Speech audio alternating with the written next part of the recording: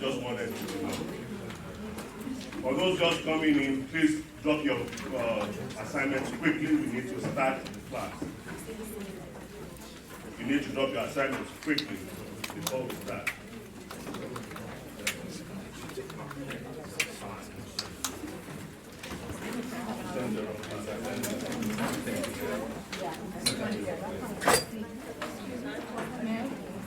Excuse me? There are 6 of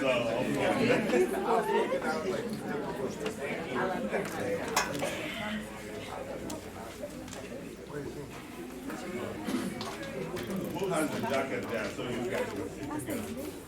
Who has the jacket?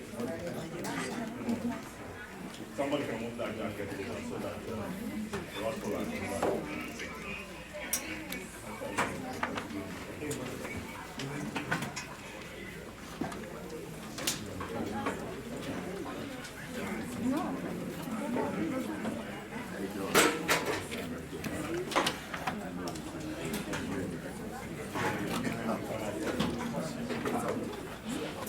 If it was another floor.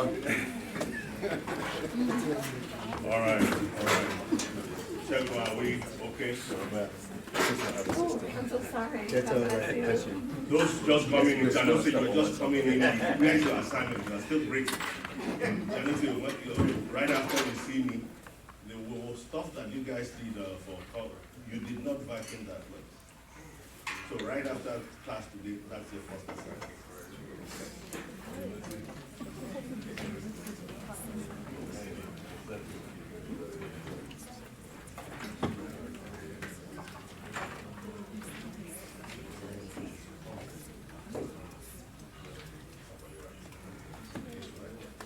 All right.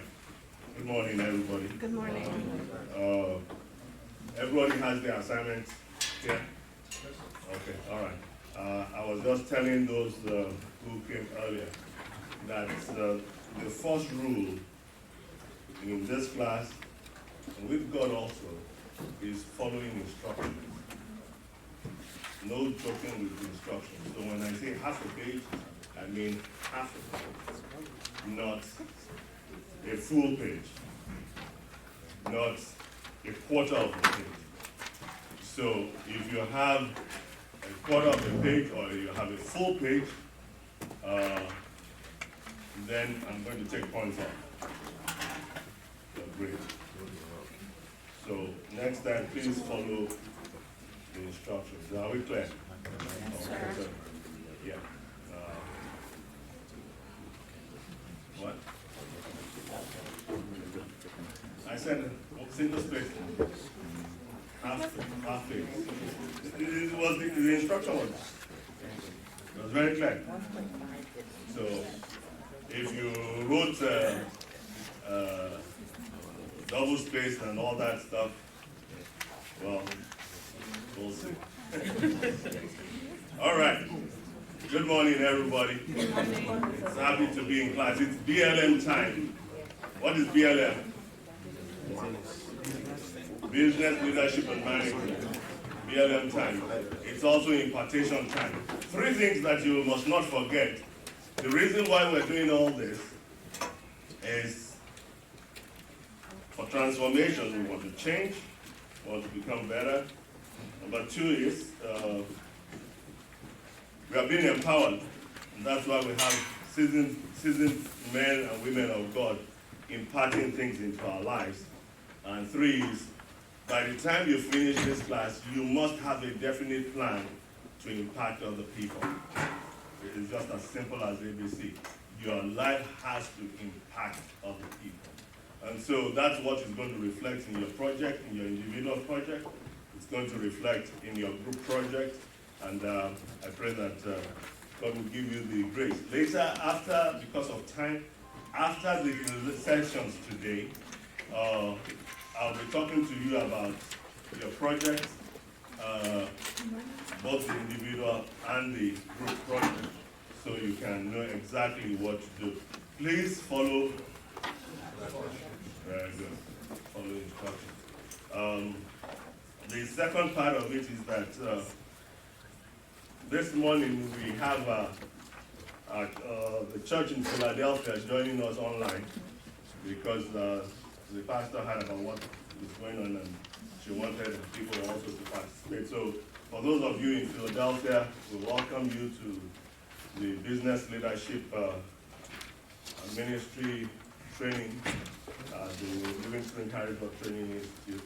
We pray that God will use you and bless you in this program to be able to have the impact that He has ordained for your lives. We're looking forward to a great time, and we believe that it's going to be an awesome time with the Lord. Please, for everybody coming in late, 9:30 is not the time to come in. 9:30 is when we start. 9:30, you must be seated. You must be seated. Okay? Thank you very much. 9:30, you must be seated, not you're moving around. So there's so much that we need to do, and we have people who are here to teach, and they have limited time to put in what we need to. So after the sessions, the business session today, we will go over some things that we need, instructions for the various things that we need to do to continue with the program. It's nice to see most of you. I think if not all of you are here, so we'll see we'll still continue. Amen. This morning we have the leadership training session. A friend of ours, a wonderful man of God. I'm sure some of you have heard him speak at the couples banquet. Last Sunday he was the one who ministered in church here in Harrisburg. He's truly, from my own perspective, his leadership knowledge is truly remarkable. And that is why he's here this morning to teach us on the next 2 chapters of the 21 irrefutable laws of leadership. Before I call him to come up, we're just going to say a word of prayer and then we'll go on. Amen? Father, we thank you, we bless you, we glorify your name. We thank you, Lord, for your goodness and your faithfulness. We pray, Lord, that you continue to be with us. We thank you for what we learned last week. We thank you for what we are going to learn this week. We pray, Lord, that you indeed be glorified. Teach us, Holy Spirit, lead us, direct our footsteps, manifest your power in our lives, transform our lives, empower us, and help us to have impact and build the kingdom of God, even in this area, for your own glory. Thank you, Father, because you have done it. In Jesus' mighty name we pray. Amen. Right after, by 10:30, those in the pastoral class, how many of you are in the pastoral class? Just you know yourself.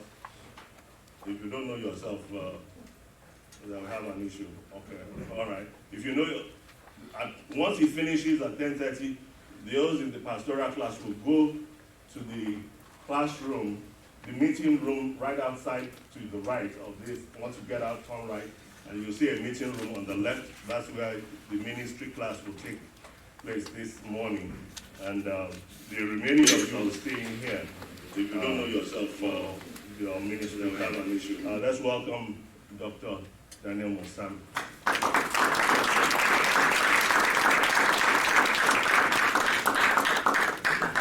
Well, praise the Lord. Hallelujah. Such a joy to be in the house, especially on a Saturday morning, right? Amen. When nobody wants to get up and we get up and make the sacrifice to come and just to study the Word of God. I want to greet the man of God. Thank you, sir, for affording me the opportunity of sharing with your leaders and also the leadership that are here. My time is very short, so I'm going to be pretty quick and flow through very, very fast. You can make the notes. So I'm excited to be here this morning. And last week when I sat in the session and just listened to Pastor Tandy just releasing information and setting the standards and setting the foundation, I was sitting there in awe, especially with all that was flowing through from one to another, with all those clips, video clips and so forth. The amount of, the wealth of knowledge that he has. And what a privilege it is to sit under that ministry and just to glean, just to draw. and the passion that he has to produce like his own kind. That when he passes on, after he leaves here, that there will be others that will take the baton and run with that. So as you sit here this morning, I just want to let you know that nobody is better than anybody. We're just different. All right? We just look at it from different sides. So don't compare the speakers. Don't compare me to your pastor because he's great. And don't compare yourself to anybody else. If I pick up, say this was a bean seed, and I pick it up and ask you, what is this? What would you say it is? A bean seed. What would you say it is? Anybody else think differently? No. I'm saying it's a bean seed. For this exercise, it's a bean seed. What do you say? Right. A bean seed. Right. So, everybody will see, look at it, and I was supposed to carry a bean seed, by the way, and I forgot about it, so I'm going to use this. So everybody will look at it and say, it is a bean seed. But a visionary will look at it and he'll say, I see a harvest. A visionary will see an harvest, but an ordinary eye will see a bean seed. So therefore this morning, before we could go on, what we need to take note, somebody that is sitting next to you, you may not know who's sitting next to you. It may be the next president of America. It may be the next CEO of a company or next pastor of this church. You never know, because all what you're seeing is a person, but there is an harvest in that person that we need to recognize. So don't underestimate somebody that is sitting next to you, very quiet and looking unassumingly.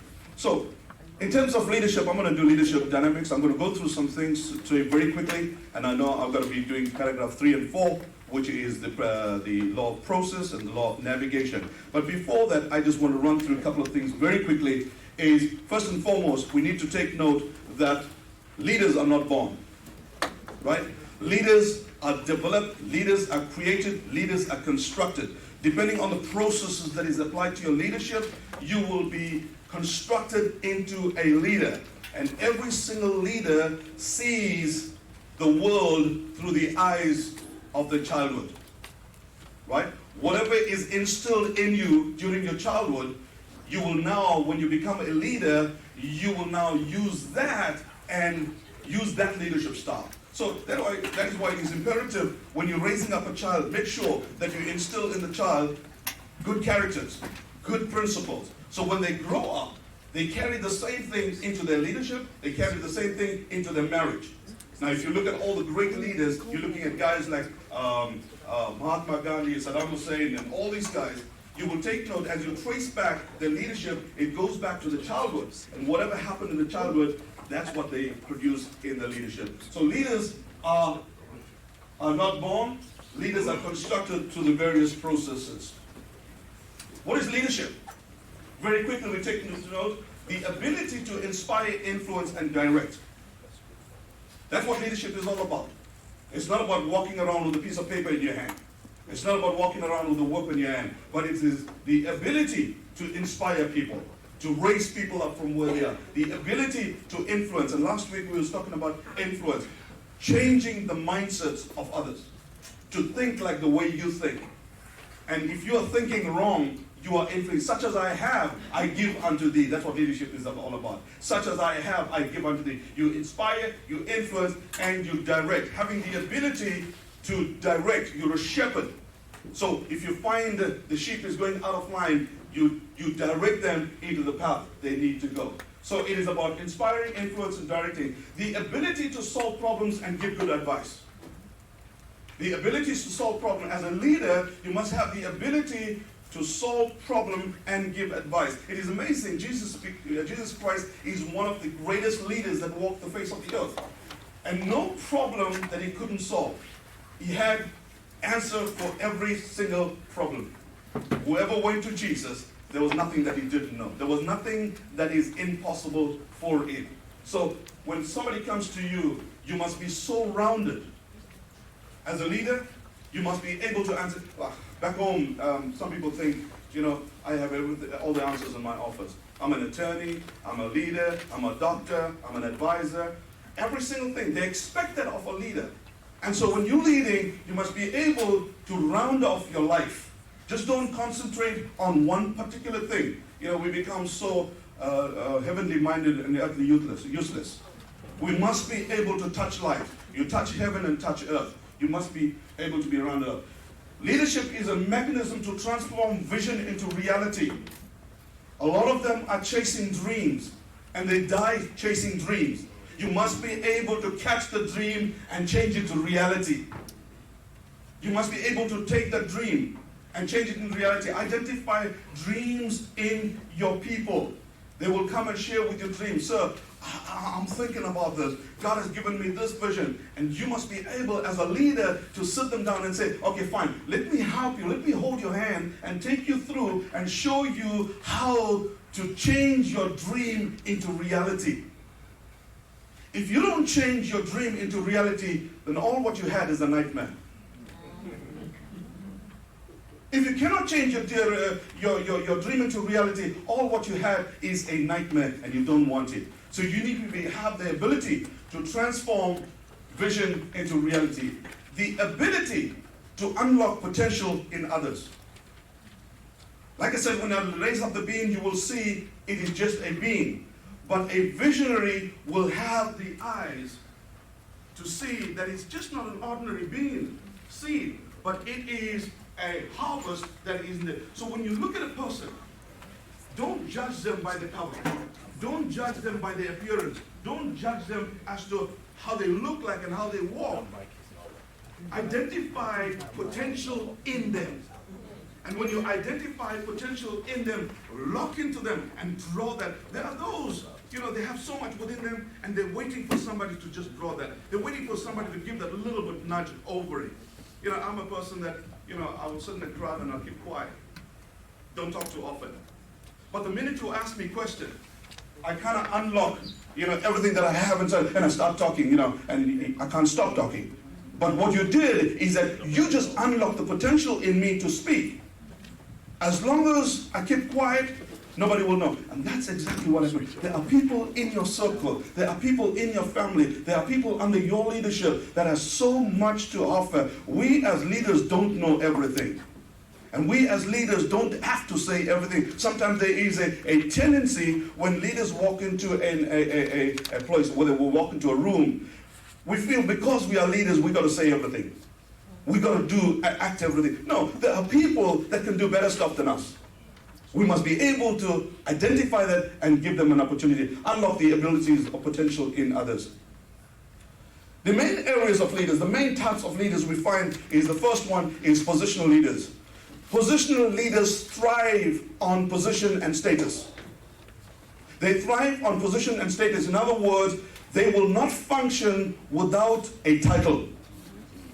They will not function without a title. They thrive on position and status. They will remain in the organization as long as they got a status there, as long as they got a position. The day their position expires, they're not selected anymore to be the chairman. They're not selected anymore to be the leader. They'll be looking for another church. They threw the door, they're gone. But you develop leaders. Right? First one, positional leader. It goes beyond titles. It goes beyond badges. You have to take note. Covenant leaders are those leaders that will stick around in the times of famine. They will stick around in the times of heavy winds and storms. They will be with you. In fact, when you have a father, a spiritual father and a spiritual mother, and you're the spiritual daughter and you're the spiritual son, if you thrive just on status and your position, when the storm hits, you'll run out of the church, you'll run out of the organization. But covenant leaders will grab the hand of the spiritual father, will grab the hand of the spiritual mother, and they will say, Mama, Daddy, we are not leaving you. If we have to die, we will die with you. If we have to perish, we perish with you. That is covenant leaders. They thrive on relationship. The third set of leaders that I look at is servant leaders.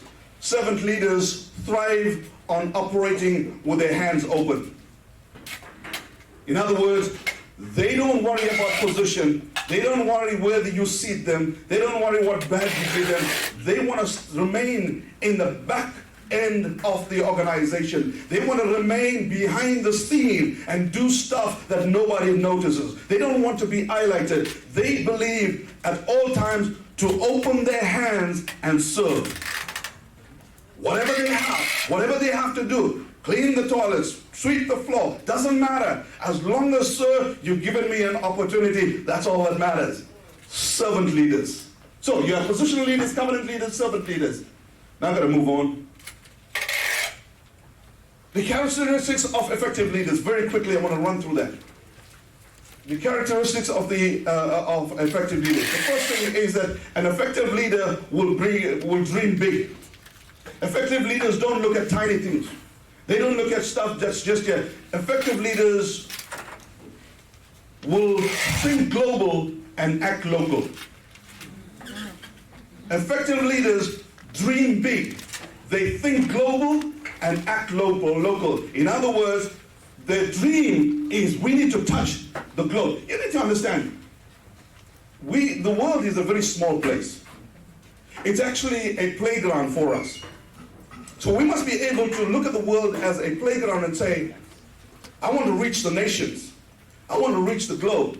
And it is possible. In fact, the the media platforms have made it so easy for us to reach anywhere across the globe. Anywhere across the globe. I could be sitting in South Africa and doing a training while you're sitting over here. I'll come on Skype and talk to you live. So why can't we use all those technology platforms to basically reach a nation? So the first thing that we need to take note is an effective leader will dream big. He will look at stuff and he say, this is too small for me. You know, you got to stretch yourself. You know, when my kids were small, we constantly talk to them about, guys, you need to buy, like the fastest of cars we'll talk about, and we'll talk about jets and so forth. These are the things that you will need to be doing. And I see how these guys are growing. And nowadays I sit with them and they talk to me stuff, man, it blows my mind. It blows my mind. And one day I know that dream will be fulfilled.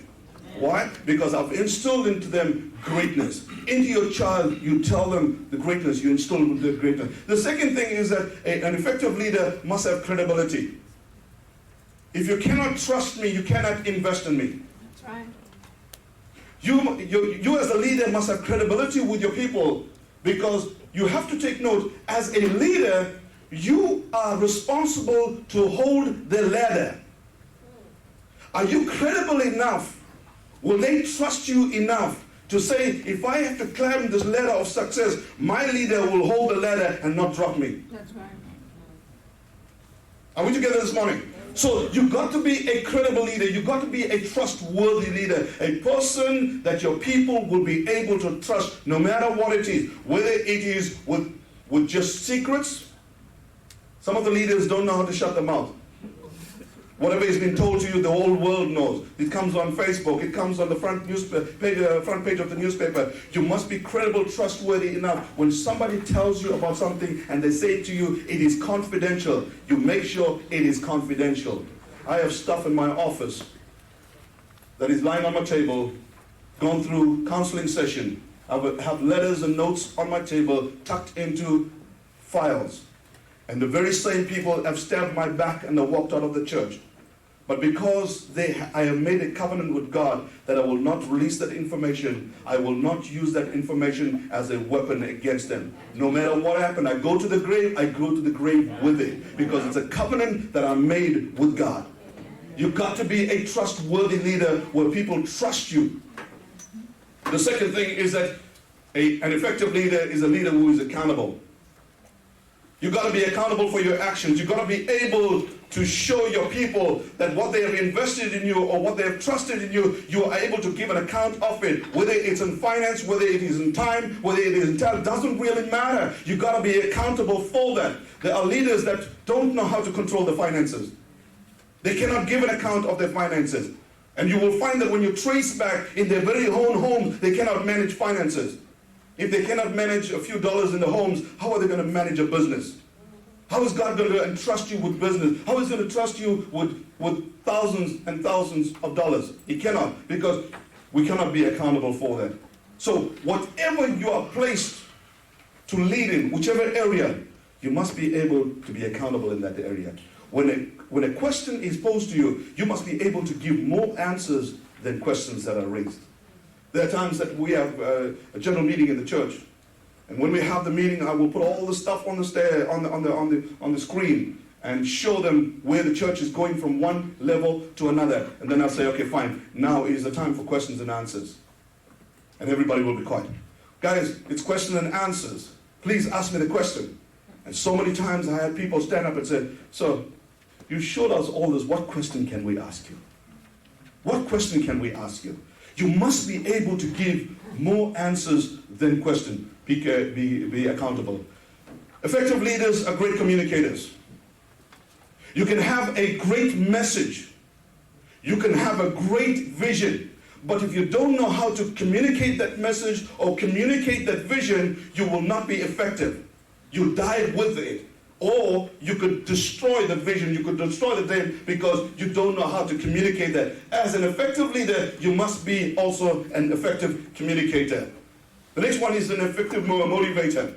There are people that will come into your circle, into your inner circle, into your organization, into your ministry, people that are broken, especially in the ministry. The church is not an ivory tower for great people or perfect people. The church is an hospital for broken people. And when broken people come into your organization, broken people come into your church, you must be able to have the ability to motivate them from a place of low into a place of high.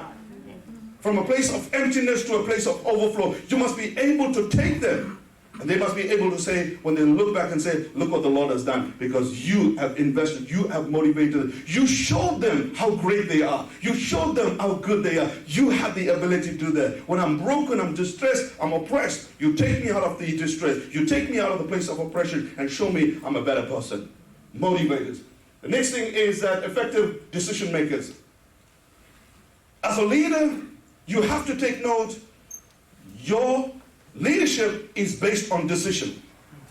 And if you cannot make decision, you will be able to destroy the organization or the ministry. Very quickly, I just want to show you, just take note of this. In terms of decision making, just want to open this up. In terms of decision making, I'm going to do this very, very fast. You will find this is what happens. This is your performance line. This is the number of years that you have. And basically what Pastor Tanya was teaching the other day. But what happens is that everything has a starting point. It has a starting point. Whether it's your life, your business, your ministry, doesn't matter what it is. It has a starting point. And when it has a starting point, it will go like this, and eventually it hits a plateau. When it's a plateau, whether it's your life, ministry, marriage, doesn't matter. Everything will go through this process. And when you get to this level here, you got to make a decision. And the decision you make at that level will determine where you want to go. Because if you make a decision, wrong decision, you hit the ground. If you make a right decision, you go up.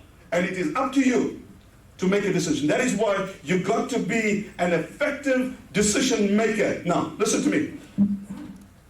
When people you lead recognize that you're an effective decision maker, they gravitate towards you. Because they know when they come to you on your feet, you are able to make decisions and give them good advice.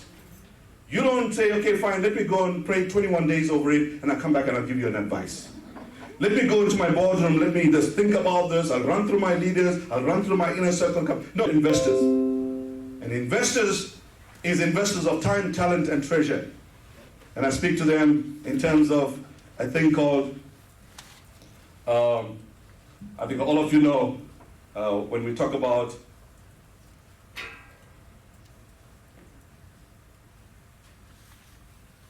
that's an Indian bread. Yeah, roti is an Indian bread. And whenever we talk about investment, we're talking about return on time invested, return on talent invested, return on treasure invested. There has to be a return. Your investment must yield returns. You've got to be an investor. Get involved. An effective leader gets involved. An effective leader dirties his hands. And oftentimes I say, as a shepherd, you must be smelling like a sheep. You can't lead as with a remote control. You can't be sitting in your house and in front of the telly and watching, football and expect the church to run properly. You cannot be a worship leader sitting at home and saying to the people at the worship team, you prepare these songs and I'll meet you on Sunday morning. Yeah. You got to get involved. Put your hands to the plow. Put your hands to whatever it is. Be part of the team. Be a team player. Be part of the team. You cannot be operating out of the team. rewards followers. Always understand the motivating factor in any human being is rewards. It's not about just money. One of the things that I talk about is 1 minute management. If you have an opportunity, go and look up a little book, a few pages, called 1 minute management. 1 minute management talks about the little rewards. If there is a piece of paper as a manager or as a leader, you see a piece of paper over there, and some of your followers or one of your followers go and pick up the paper. The 1 minute management is about not finding faults. It's about finding an opportunity to reward somebody. So when you see the person picking up the paper, touch money back, well done, sir. You did. Those are things that they're looking for. People are not just looking for financial rewards. They're looking for somebody to appreciate them. They're looking for a little thank you. They're looking for a little, how many of you send a little birthday card to your pastor? How many of you send a little birthday card to your manager or your director at work? No, he doesn't need it. No, he needs it. Your CEO needs a birthday card from you. Your CEO, when he receives, it doesn't matter. Can you imagine your CEO of the company, great company, receives a birthday card with $10 in it from you? It's not about the money. It's not about what you put in. It's the thought that you have behind it. Effective leaders will reward people. All right, I've got to move on. Now, we're going into the place whereby we're talking about, and I'm going to run through those two areas, two paragraphs. Now, in these two paragraphs, I want to also tell you that in that half an hour, you got the book. You read the book. All right? So you know the book. You know it backwards. So why should I talk about the book? So I'm going to just release a few information on this because you read the book, you understood it, and I'm going to just run through a few stuff in this in terms of the law of process and the law of navigation. You have to understand the law of process is basically, in simple language, you cannot build a foundation in the times of crisis. Right? You cannot build a foundation in the times of crisis. When it is pouring rain, don't go and put a foundation for your house. You're wasting your time. Likewise, when there is trouble, when you're going through trouble and challenges, don't at that time try to build your character. You're supposed to be building character right now, building yourself inside. The inner man you got to build now so that when you hit the problem, you are able to handle this problem. So, first and foremost, leadership development is a process according to John Maxwell. He says it is a process and it doesn't happen in a day, right? So that means you are work in progress every single day, right? The processes that you put in place is every day you got to go back and look at it. Every day you got to go and improve on it. Every day you got to make changes. No matter what the process you put in place, no process is cast in stone. You created the process and you have the ability to change. You have the ability to tweak it up to suit yourself. So leadership development is a process and it does not happen in a day. It is like a building site. Have you ever gone to a building site where the guys are building? Every day you're walking over there and there's brick at a time. There's brick at a time. You see, slowly things are going up. You come back 2 days later, it's gone up. That's what process is all about. That's what development is all about. You come into this training over the next 12 weeks, and you've got 10 weeks left. There has to be a process that needs to be identified in you whereby it is visible that you are growing. You cannot say, I'm growing, and there's no fruits of your growth. You cannot say, hey, look at me, I'm grown up. And still you're like a dwarf. 40 years later, you're still like a dwarf. Doesn't make sense, all right? So it has to be a work in progress. The phases that we look at, and I think John Maxwell puts it in a nutshell, and I'm going to try and do this. The first thing that we need to understand, the processes that we have, is that identify what you don't know. What are the things that you don't know? What are the things that you're not aware of? What are the things that you don't have knowledge of? Right? There's a possibility there are people talking about these things, but I don't have knowledge of it. Like, for example, when my boys sit around and they talk about the effectiveness of Instagram, and I'm looking at it, guys, what are you talking about? Right? I don't know how it operates. I don't know what it does. So it is my responsibility. I need to identify, especially in this day and age, in the cutting edge of social media, I got to understand what Instagram is all about. And it is my responsibility because I don't know. I got to find out. I identified, first of all, I don't know what Instagram is about. Now that I identified that, I need to know what I don't know. The processes that I don't know, I must be able to find out, how does this work? You go and research it. You go and talk to people that are already in it, who has experience. For example, if somebody was running a business and you got somewhat similar business, don't go take the business. Right? Don't go and clean up their plate and make your plate, full. No, you go there and sit with them and say, you know what, you've been successful in that area. Would you be able to teach me? I don't know. I have a passion for what you're doing. I identify that in my life, and I just want you to show me the ropes as to how to do the processes.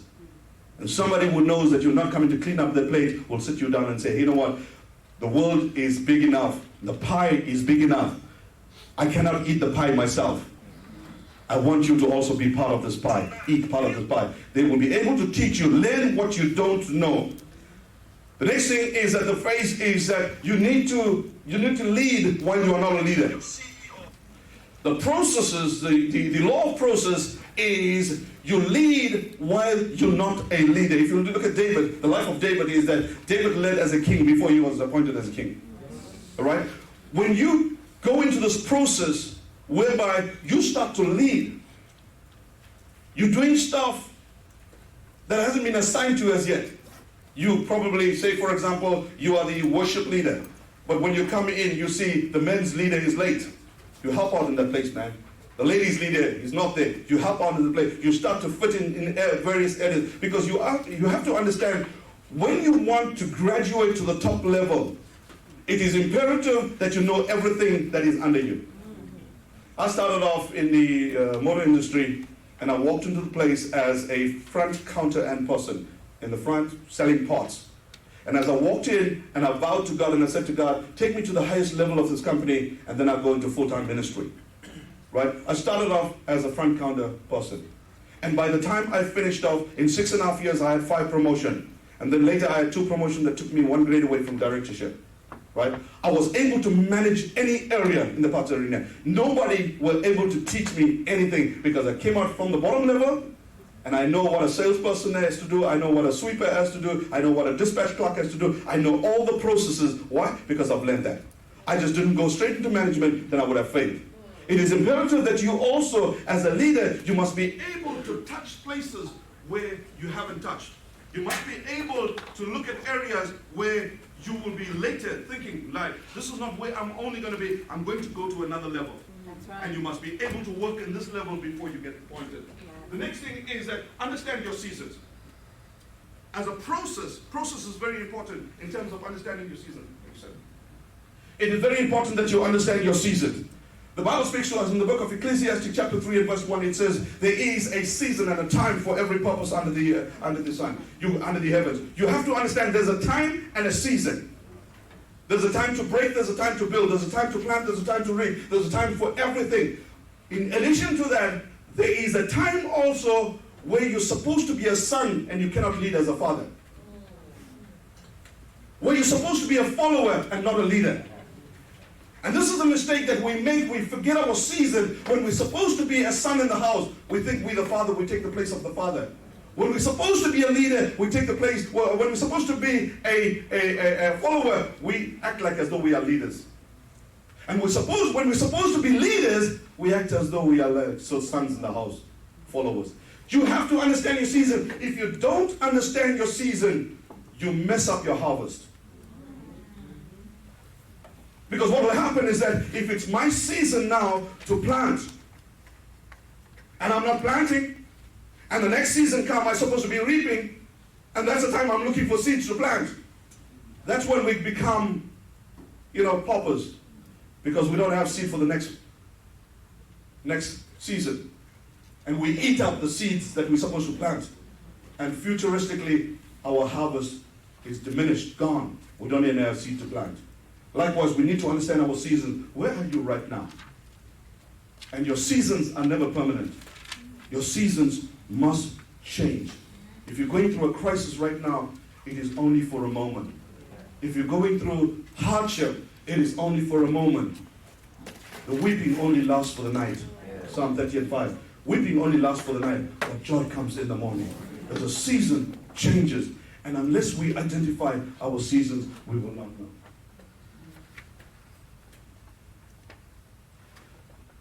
Developing a growth process in the following areas. In order for you to be successful and effective, you need to develop yourself. You cannot operate if you're not developed yourself. So when you want to go through the process, and very quickly, I just want to touch on this, probably in just a minute or so. Your development growth processes in these areas. As a leader, first and foremost, you need to have the ability or learn how to do vision casting. You got to understand vision casting. You must be able to take away the scales of your eyes and see things in the extraordinary light. You see, your followers will see the ordinary, and you must be able to see the extraordinary. The first thing is vision casting. Momentum. Last week we saw a clip. Pastor put a clip whereby momentum, where this one guy stood in front of the crowd and he did one action, and then he started doing funny actions, and the next one came, and then after that, the whole crowd followed him. You must be able to be effective in that area and become contagious. Whatever you do must be contagious. That's what creates momentum. If it's not contagious, you will not achieve momentum. You've got to understand that. The next thing is, as a leader, in terms of the process, you have to have disciplines. You heard this morning when Pastor stood up here and he said, listen, what's your assignment? And you brought your assignment. And he said, I asked for an half-a-page assignment, and that's it. I didn't ask for a quarter page. I didn't ask for a full page. But I asked you for an half-a-page. Even though you have the ability to do a page assignment, but the instruction here is half-a-page. This is what discipline is all about. When you can come to a place to understand, even though you think you know a lot. You see, many of us have so many degrees and diplomas, and we have all these accolades hanging on our neck. We want to show the public that we have enough. But discipline is about bringing all that into submission and meeting the requirements without pride. All right? So discipline. People skills. You must be able to duplicate what you have. Look at yourself in the mirror and ask yourself, do I want anybody else running around that looks just like me, that behaves like me, that acts like me, that has what I have? If you don't want anybody else, then don't give it to anybody. What you have, such as I have, I give unto thee. I must be able to develop people to take up my own kind, because I'm not going to be here permanently. There has to be a succession plan.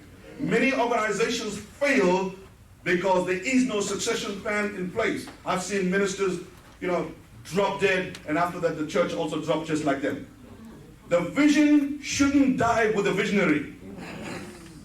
The vision should not die with the visionary. The vision should not be buried with the visionary. Therefore, there must be people that are, you develop people, teach them skills, that when it comes to your season to hand over the baton, you must be able to hand over the baton before it is too late. Skills development. Respect. As a leader in terms of processes, if you cannot respect somebody else, you don't expect them to respect you. It's like if a dog is wounded, you're going to hit the wounded dog is going to bite you. Your wife is not happy, you treat her badly, she's going to treat you badly. Respect one another.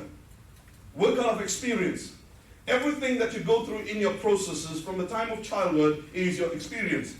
Whenever you stand up to speak, whenever you're developing, whenever you are leading, show them the areas of your experience. I always say to people, if you have not gone through what I've gone through in life, then you're not qualified to counsel me.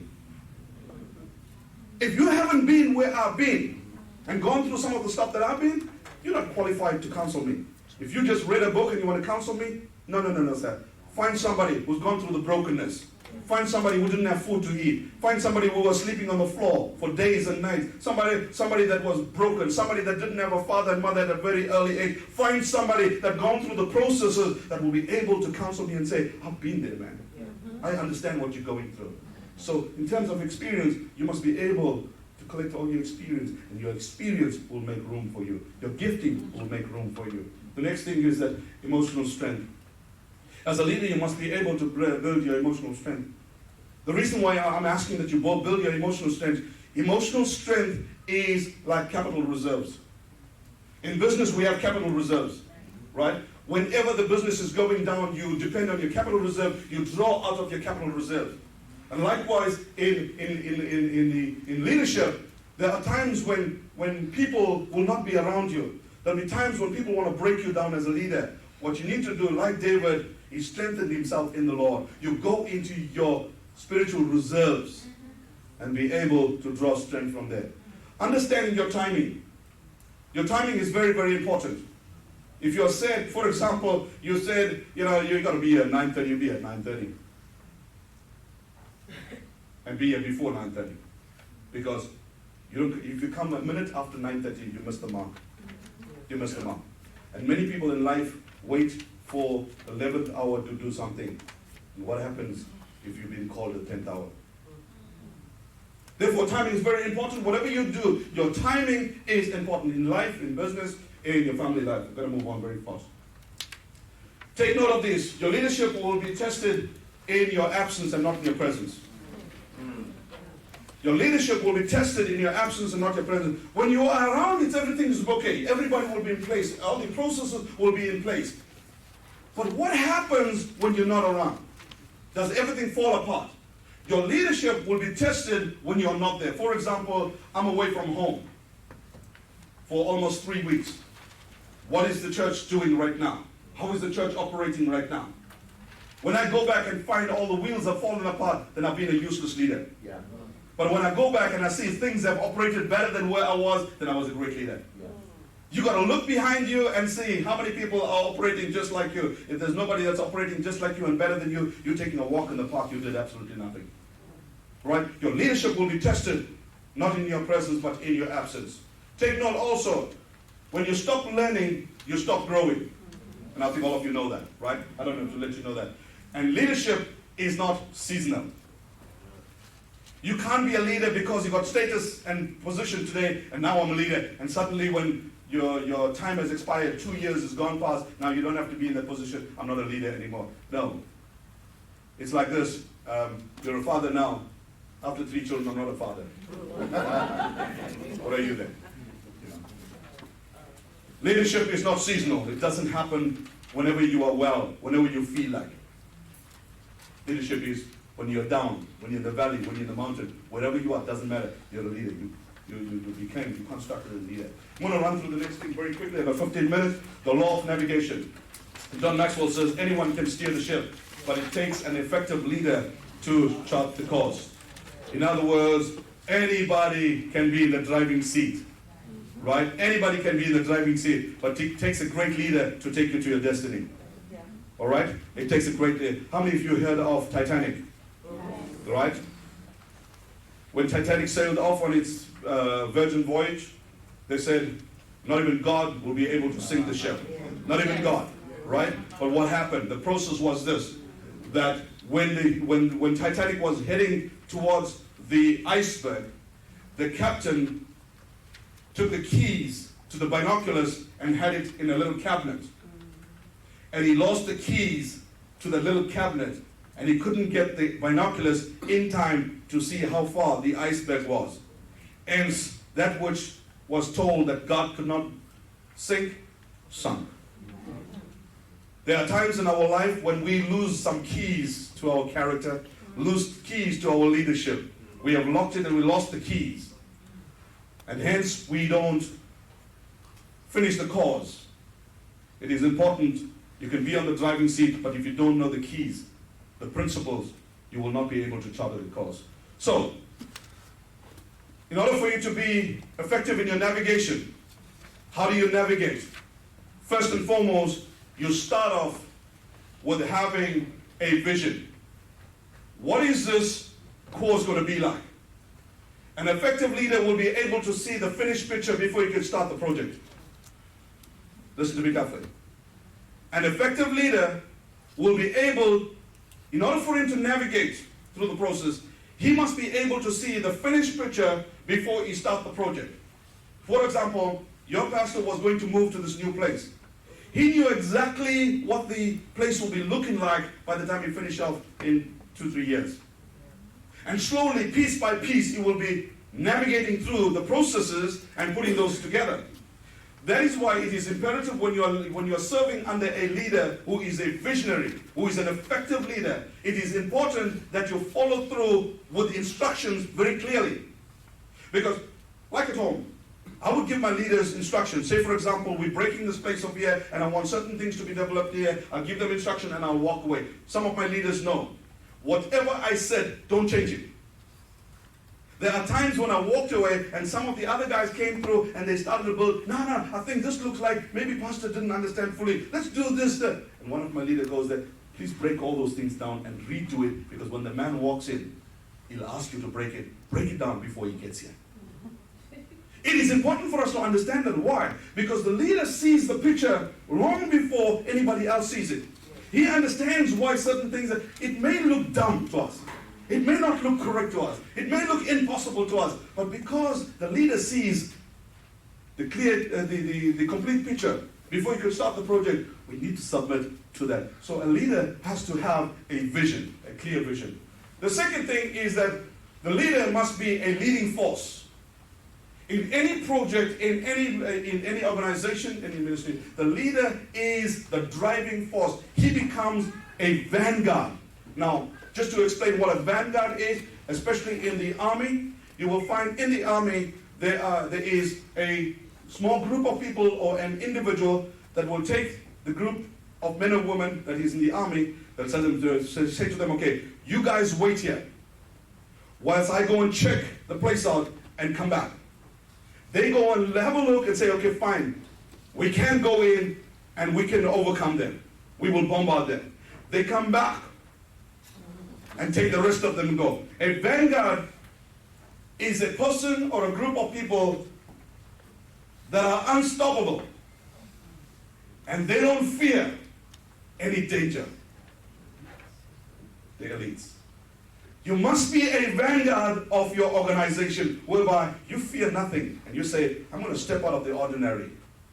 I'm going to step out of the ordinary. If all of you want to just hang on here, let me go and check it out and come back. You've got to be a vanguard. Leading process. In order to plan your course, to navigate through the course effectively, these are some of the things that we ought to do. And the first thing, in order to navigate effectively, you have to write an account of what you're looking at. Write it down. Even the book of Habakkuk says, write it down so that other people who's passing by, who's running by, must be able to read what you have. You see, we need to put this down, write down an account of the intended action. Whatever you're thinking of doing, write it down. So that you yourself don't forget about it. When you write it down, you are able to actually adjust, you are able to correct, you are able to improve on whatever you have written down. So the first thing is that you write down your intended action. The second thing is aim at specific goals and objectives. You aim at nothing, you will hit nothing. When you aim at something, there's a possibility you will miss 10 times, but on the 11th time you're going to knock it. That's right. It's like if you don't know where you're going, any road will take you there. All right? If you don't know where you're going, any road will take you there. But when you know where you're going, even though you lost the road, you come to the next crossroad and you'll take the right turn. That's what the cross is all about. So the second thing is that aim at specific goals and objectives. Set time frames and deadlines. Without time frames and deadlines, you will be shooting in the dark. It's okay. We're going to do this. When are we going to finish? Nah, it's okay. We'll wait till Jesus comes. And it's on and on and on and on. But effective leaders will say, in 12 weeks' time, you're going to graduate from this class. After 12 weeks, I will not see you. But I will see you at another level. I'll see you in your own business. I'll see you in your own organization. Why? In this 12 weeks, everything that I have, I must be able to deposit in you. In this 12 weeks, you've got to make it happen. If you don't make it happen within this 12 weeks, then something's wrong. Set time frames and deadlines. Make provisions for possible changes. You've got to understand your cause. You're chartering a cause. And there's a strong possibility that something that is something that you unexpected will come through. What happens then? Do you now throw everything and run back and abort your course? Do you abort your course? No. You must be able to be in a position to make changes on your course.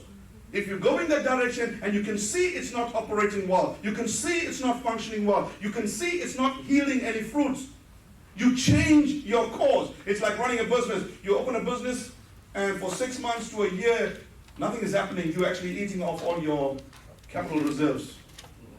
What do? The next 6 years you stay and run the same business? No, shut it down, man. I operate like this at church. At church, we have different departments, ministry. And if a department is not operating and not successful, call the leaders and tell them what's happening over here. Right. Nothing is happening. Shut it down. Don't waste my time. Why do I have to spend time, invest time and energy and resources for something that is not operating? Let me look at something that will yield fruits. We must be able to set time for provisions for possible changes. Effectively communicate the plan. Like I said earlier on, you can have the greatest vision, the greatest dream, but if your followers don't know the plan, and you're not effectively communicating to them, guys, in 2 years' time, this place will be transformed into a double-story auditorium, right? All these things will move on, all these little classes, we're going to have a separate place for administration. This entire thing will be an auditorium where we will have upstairs and downstairs. It's a plan that I will put through. I need to be able to communicate that. A lot of leaders want to leave it for the last minute. I have something in mind, but I can't tell you right now. Keep it yourself. You cannot get buy-in into your vision unless you share your vision effectively. You cannot. So you must be able, it's like this, you want to do something? I want to build a 5,000-seater church. And I come to the people and say, I'm thinking of building a 5,000-seater church. I want all of you to put $10,000 as a deposit to me. How many of you would really do it? No. But if I come here with energy, and I'm giving you stats, and I'm showing you within so many months, we will have so many people here. Guys, we're going to make it happen. We're taking over Harrisburg. And I'll show you how we're going to take over Harrisburg. I will have investors into the place. Why? I'm effectively communicating my plans, and I'm showing you that you are partners with me. Let's go.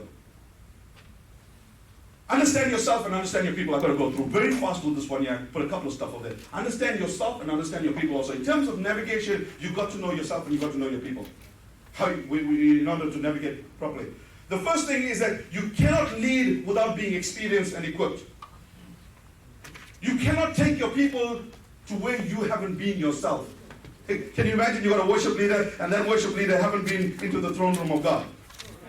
Haven't touched heaven. And they come and they worship and they're leading worship. Meanwhile, they don't know how to pull down the presence of God. They don't know how to touch heaven. They don't know how to touch earth, and they want to lead worship.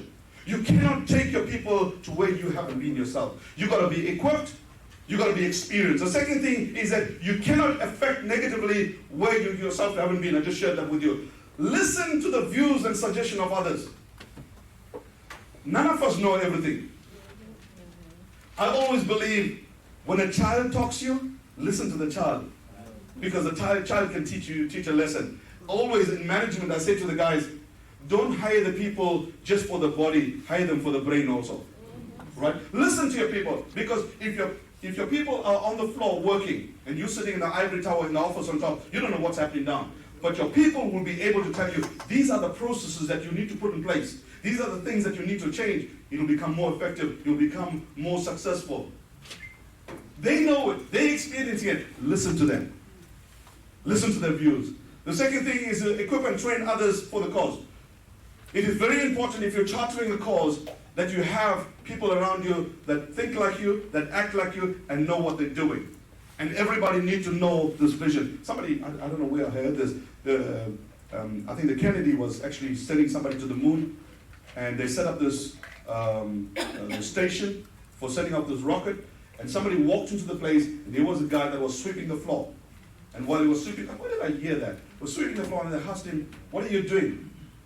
And the guy that was sweeping the floor saying, I'm helping send a man to the moon.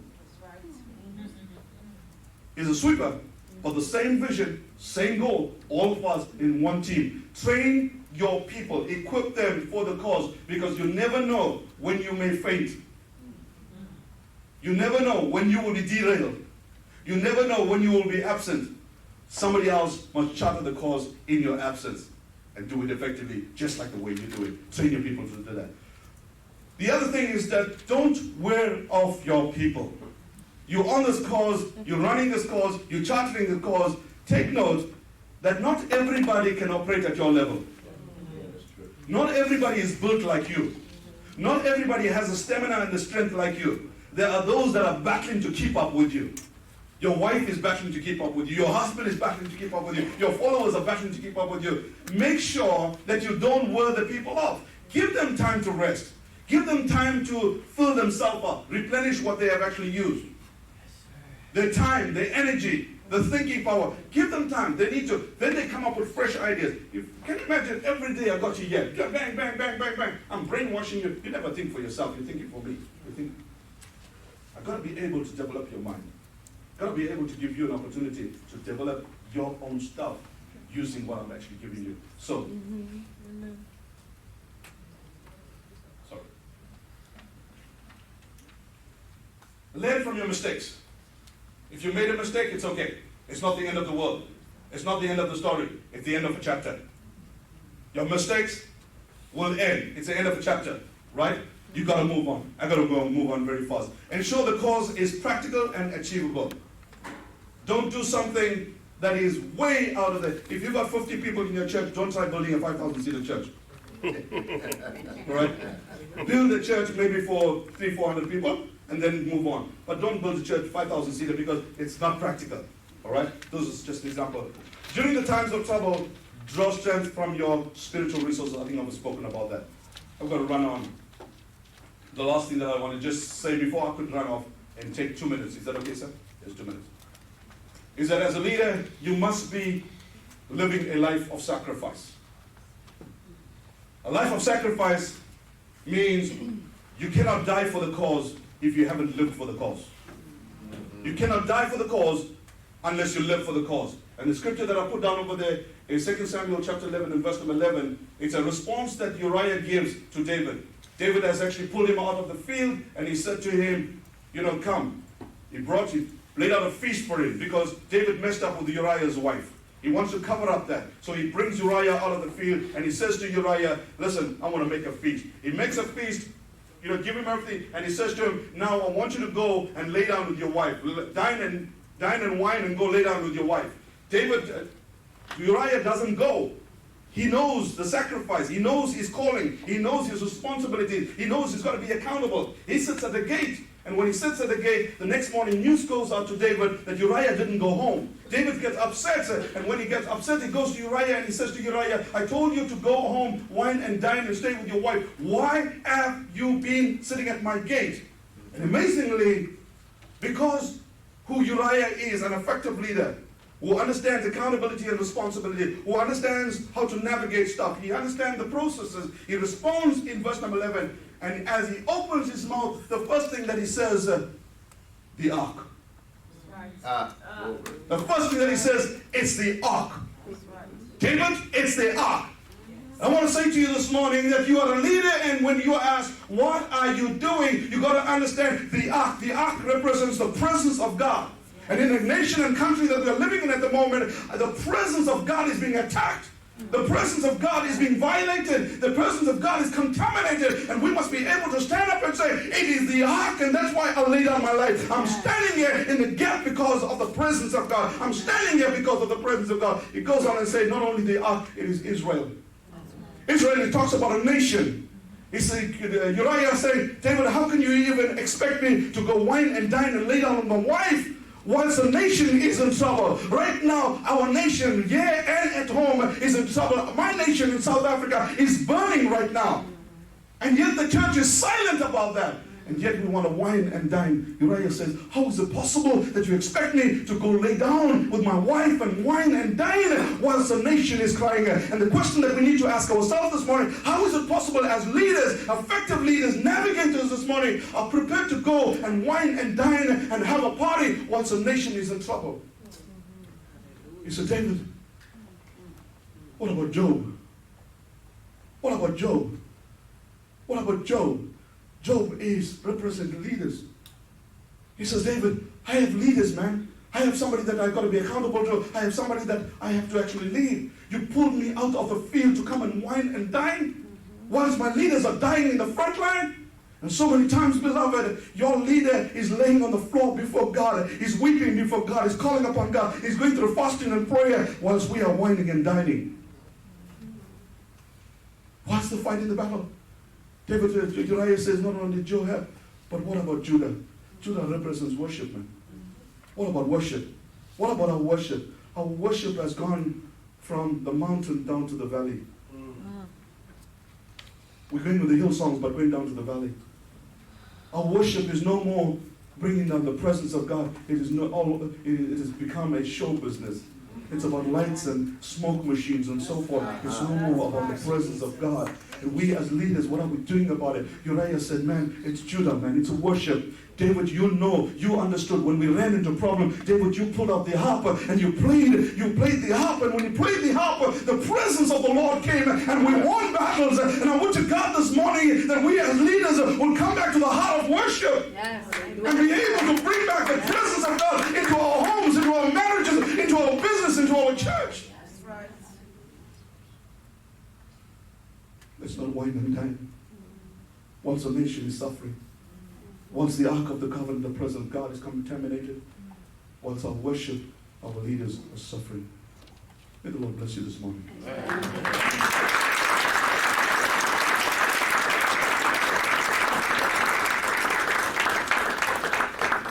Hallelujah. How many of you think it is worth your while to be here? You see, this is why when I'm being hard, you don't get to this level by being frivolous. You can't just, well, I can get there when, no, you don't get there like that. You get there by being ahead.